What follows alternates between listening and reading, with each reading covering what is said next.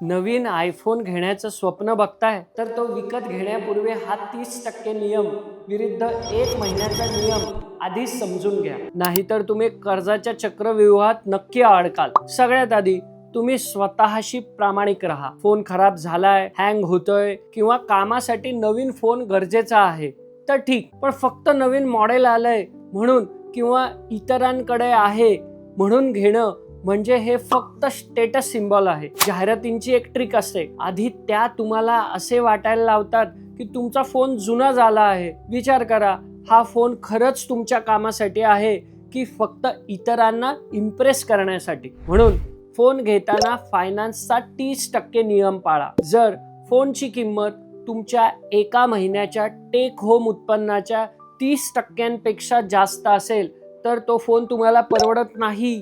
तुमचे उत्पन्न 50,000 असेल तर तुम्ही फोन 15,000 रुपयांपर्यंतच घ्यायला हवा. तुमचे उत्पन्न 1 लाख असेल तर फोन 30,000 रुपयांपर्यंतच घ्यायला हवा. हो, मला माहिती आहे की आयफोन या रेंजमध्ये येत नाही. जर तुमचे उत्पन्न लाखांमध्ये आहे आणि त्याच्या 30% आयफोन लगेच येतोय तर घेऊन टाका. पण प्रश्न असा आहे की उत्पन्न कमी आणि फोनची किंमत जास्त आहे तर काय करणार? तर मग पुढचा नियम तुमच्यासाठी आहे. किमान 1 महिना इन्कम नियम तरी पाळायला हवा.